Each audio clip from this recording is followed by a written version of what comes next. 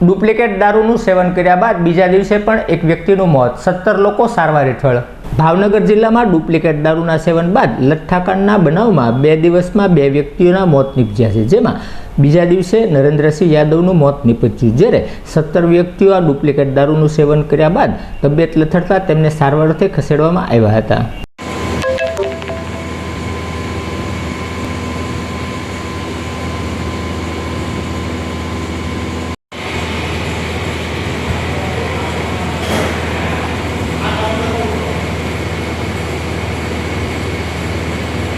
દાખલ હતા પણ એવું જોવાનું